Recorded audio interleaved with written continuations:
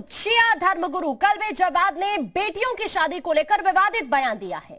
सरकार के फैसले को गलत बताते हुए मौलाना ने कहा कि बेटियां मां बाप के लिए बोझ होती हैं और ये बोझ 3 साल और बढ़ जाएगा। इसीलिए 18 साल की उम्र में ही बेटियों की शादी होनी चाहिए। जितनी जल्दी बेटियों की शादी हो जाएगी उतना मां बाप के लिए अच्छा होगा। सरकार का ये 21 साल वाला फैसला पूरी तरह से गलत है, क्योंकि आप भी जानते हैं सरकार ये तैयारी कर रही है कि लड़कियों की शादी की उम्र को 18 साल से बढ़ाकर 21 साल कर दिया जाए। अलग अलग प्रतिक्रियाएं सामने आ रही है और अब शिया धर्मगुरु कल्बे जवाद का ये विवादित बोल बेटियों की शादी को लेकर वो ये कहते हुए नजर आए कि सरकार के फैसले को गलत तो बताया और कहा कि बेटियां माँ बाप के लिए बोझ होती हैं और ये बोझ 3 साल अब और बढ़ जाएगा। इस तरह की टिप्पणी करना कितना सही है, ये इस वक्त बड़ा सवाल बना हुआ है। क्या बेटियां बोझ होती हैं कल्बे जवाद के लिए? ये बड़ा सवाल। 21 साल की शादी में तो हमारी नज़र में तो वो सही नहीं है, क्योंकि जल्द से जल्द अच्छी जगह पर बेटियों की शादियां हो जाएं उतने ज़्यादा माँ बाप के लिए अच्छा होता है और कि 3 साल तक और जिम्मेदारी उनकी बढ़ जाएगी। नहीं आवारा तो नहीं, लेकिन हमारा एक बोझ तो है, वो माँ बाप को बोझ 3 साल बढ़ जाएगा। बोझ वो बयान गलत 3 साल बढ़ जाएगा। वो आवारा तो हम नहीं मानते, लेकिन एक 3 साल का बोझ बढ़ जाएगा। तो अभी हमने आपको सुनवाया कल्बे जवाद को, ये कहा आवारा तो नहीं लेकिन वो बोझ है, बेटियां बोझ है और ये बोझ 3 साल तक बढ़ जाएगा। जो सरकार कोशिश कर रही है इस वक्त बढ़ाने की, उस पर ये टिप्पणी करते हुए शिया धर्मगुरु कल्बे जवाद और ये कहते हुए कि माँ बाप के लिए बोझ होती हैं बेटियां और ये बोझ 3 साल और बढ़ जाएगा। इसीलिए 18 साल की उम्र में ही बेटियों की शादी होनी चाहिए। जितनी जल्दी हो बेटियों की शादी हो जानी चाहिए। और उन्होंने ये भी कहा कि जब उनसे पूछा गया सरकार के फैसले को लेकर, उनसे प्रतिक्रिया मांगी गई, तो उन्होंने इसको कहा कि ये पूरी तरह से गलत है। हमने अभी आपको सुनवाया भी। और कल्बे जवाद कोई पहले इस तरह के शख्स नहीं है, इससे पहले भी कुछ और लोग जो इस तरह की टिप्पणी कर चुके हैं उनके बारे में भी आपको हम बताएंगे। लेकिन बेटियों को लेकर जो मोदी सरकार फैसला लेने की तैयारी कर रही है उससे कितनी दिक्कत है इन लोगों को, ये इनके बयानबाजी ये साफ कर रही है। अभी शिया धर्मगुरु कल्बे जवाद को हमने आपको सुनवाया है। बेटियों को बोझ मानते हैं कल्बे जवाद। बेटियों को लेकर ऐसा बयान कल्बे जवाद ने ही नहीं बल्कि कुछ और ऐसे सांसद हैं जिनकी तरफ से इस तरह की बयानबाजी हुई। सपा सांसद शफीकुर रहमान बर्क की सबसे पहले बात करते हैं। उन्होंने भी कुछ इसी तरह का बयान दिया था। सपा सांसद ने तो लड़कियों की शादी की उम्र 21 साल करने के केंद्र सरकार के फैसले पर सवाल उठाते हुए कहा कि 14 साल में ही लड़की शादी लायक हो जाती है। अगर शादी की उम्र 21 साल की जाएगी तो ऐसे में उन्हें आवारगी का मौका मिलेगा। सवाल है कि लड़के लड़कियों पर मौलाना का ये अधकचरा ज्ञान क्या आधी आबादी का अपमान नहीं है? क्या सच में बेटियां मां बाप के लिए बोझ होती हैं? सवाल यह भी है कि अगर आप बेटियों का सम्मान नहीं कर सकते हो तो आपको अपमान करने का किसने हक दिया है?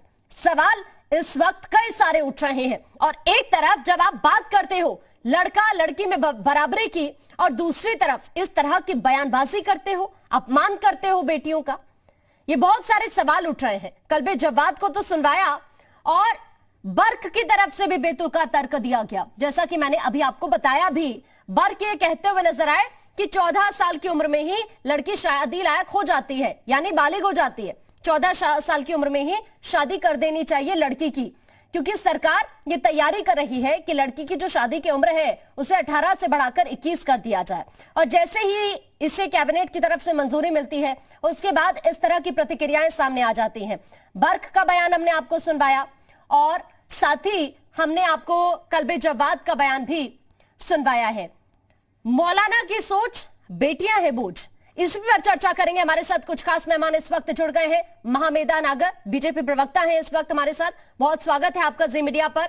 और इस वक्त हमारे साथ अरविंद गुप्ता है, सपा से प्रवक्ता है, आपका भी बहुत स्वागत है जी मीडिया पर। सबसे पहले महामेदा जी, मैं आपका ही रुख करना चाहूंगी। बेटियां बोझ है, क्या रिएक्शन है इस पर आपका?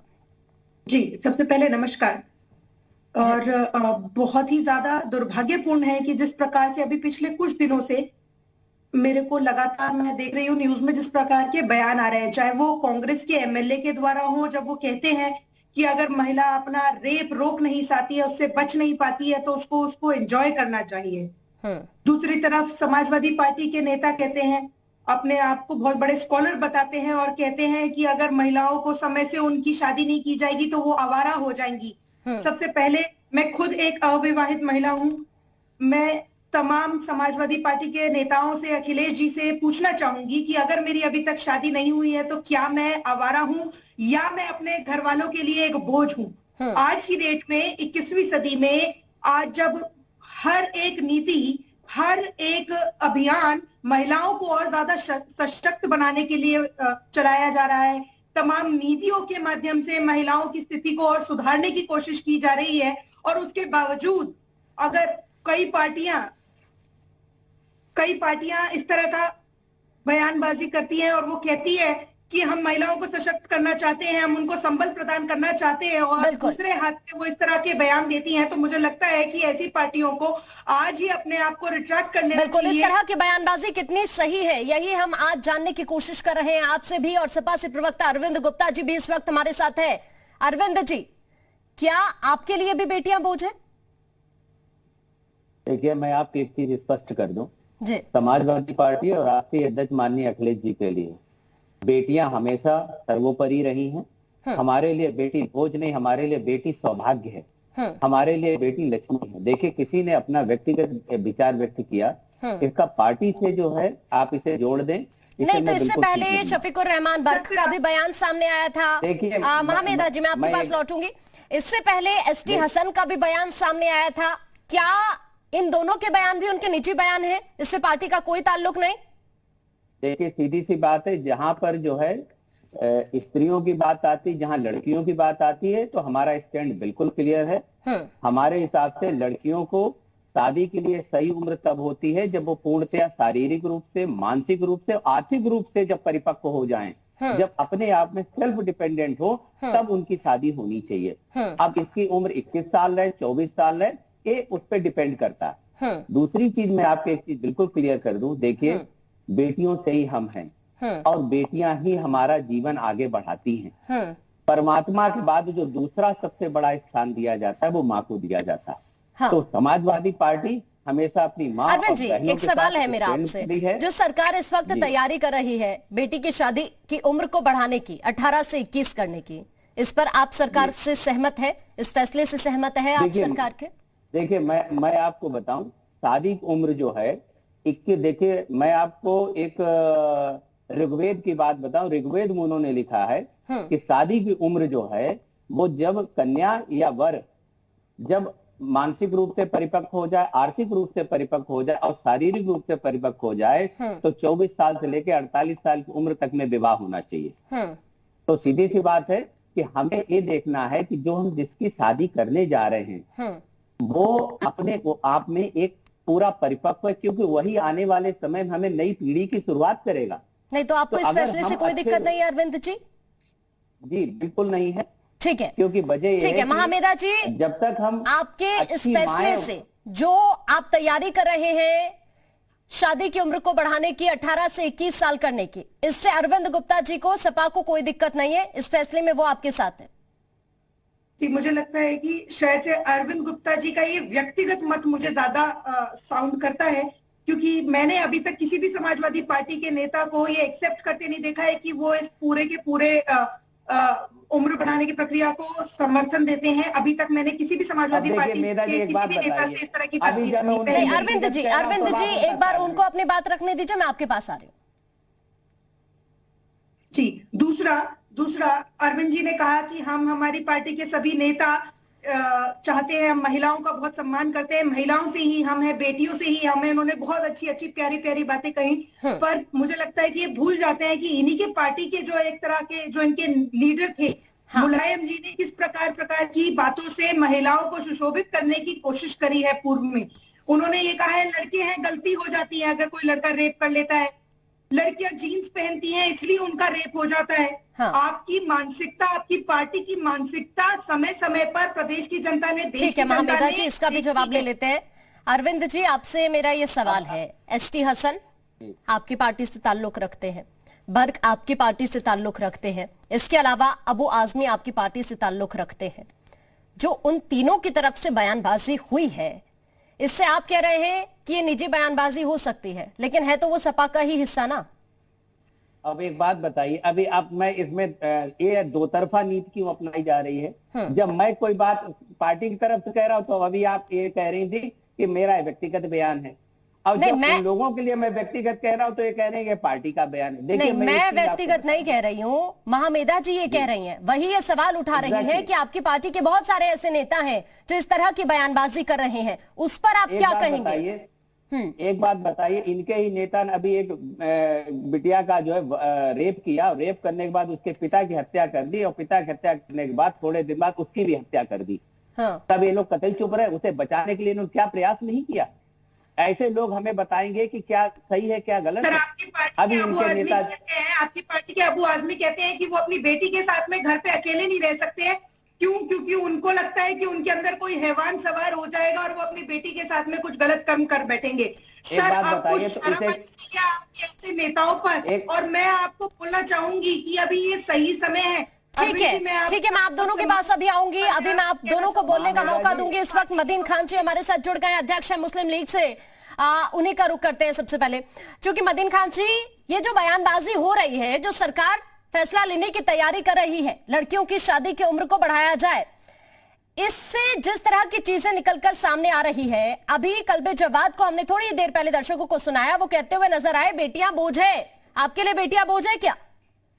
हमारे लिए तो बेटियां रहमत हैं जी, घर की बरकत है, हमारे आंगन का वो फूल है। हेलो जी, सुन रही हूं। हमारे घर का सम्मान है। हाँ। हमारे वो बेटियां जब माँ बनती हैं तो उनके कदमों में जन्नत होती है। हाँ। कल्बे जवाद के बयान से सहमत नहीं है आप? कल्बे जवाद का बयान हमने सुना नहीं है, इसलिए आप चाहते हैं मैं आपको एक बार सुनवाऊं उनका बयान फिर से? हाँ, सुनवा दीजिए। ठीक है, आप हमारे साथ बने रहिए, एक बार फिर से हम ये सुनवा देते हैं कि आखिर कल्बे जवाद ने क्या कुछ कहा बेटियों की शादी की उम्र को लेकर। 21 साल की शादी में तो हमारी नज़र में तो वो सही नहीं है, क्योंकि जल्द से जल्द अच्छी जगह पर बेटियों की शादियां हो जाएं, उतने ज़्यादा माँ बाप के लिए अच्छा होता है, और उनकी 3 साल तक और जिम्मेदारी उनकी बढ़ जाएगी। नहीं, आवारा तो नहीं, लेकिन हमारा एक बोझ तो है, वो माँ बाप को बोझ 3 साल बढ़ जाएगा, बोझ वो बयान गलत। हाँ, 3 साल बढ़ जाएगा वो। आवारा तो हम नहीं मानते, लेकिन एक 3 साल का बोझ बढ़ जाएगा। तो आपने मतीन खान जी सुना अभी कल्बे जवाद को कहते हुए नजर आए बेटियां बोझ है, 3 साल और बोझ बढ़ जाएगा। देखिए, वो गैर सियासी लोग हैं और उन पे मैं क्या तबसरा करूं, कोई सियासी आदमी बात करे तो कहा जाए। हाँ। देखिए, ये हर शख्स को, बेटियां तो रहमत हैं। बेटियां, हमने बताया कि बेटियां जिस घर में हमारे यहाँ आती हैं तो हमारे यहाँ खुशी मनाई जाती है कि अल्लाह ने जो है, क्योंकि मेरे 2 बेटे हुए थे, उसके बाद जब तीसरी विलादत का टाइम आया तो हमारे घर में मेरी माँ और मेरी बहनें और तमाम लोग दुआ कर रहे थे, अल्लाह जो है बेटी से जो है इस घर को मुनव्वर कर दे, और उसके लिए बड़ी दुआएं मन्नतें हो रही थी। तो मन्नतों की बेटी होती है, तो मैं तो समझता हूँ कि बहुत रहमत है। लेकिन मतीन खान जी शिया धर्मगुरु है कल्बे जवाद, इस तरह की बयानबाजी क्या उन्हें शोभा देती है? देखिए, वो गैर सियासी आदमी है, वो महफूम को नहीं समझ पाए होंगे। हाँ। उसको जो है जुमले होते हैं जो निकल जाते हैं, मैं उससे तबसरा नहीं कर सकता, आलिम दीन है। तो बेटियां तो रहमत हैं, रहमत नहीं होती हैं। और बेटियों को जब ये अख्तियार है कि वो 18 साल की बेटी इस मुल्क के वजीर आजम का इंतखाब कर सकती है, जब बेटी इस सूबे के वजीर आला का इंतखाब कर सकती है, तो उस बेटी को यह भी इख्तियार होता है कि वो क्या अपने घर को खुशगवार नहीं बना सकती? क्या वो बेटी दूभर हो जाएगी किसी के लिए? मुझे तो नहीं समझ में आता है कि वो दूभर होगी, समझे? तो लिहाजा सरकार अपनी नाकामियों को छुपाने के लिए, ठीक है, हर किसी की अपनी प्रतिक्रिया है। ठीक है, आप कल्बे जवाद के बयान से सहमत नहीं है, ये आपकी भी अपनी राय है। मतीन खान जी, बहुत शुक्रिया आपका, आप हमारे साथ जुड़े। हमारे साथ 2 खास मेहमान लगातार बने हुए हैं इस वक्त, महामेधा जी भी बनी हुई हैं और अरविंद गुप्ता जी भी इस वक्त हमारे साथ बने हुए हैं। महामेधा जी, आप अपनी बात पूरी कीजिए।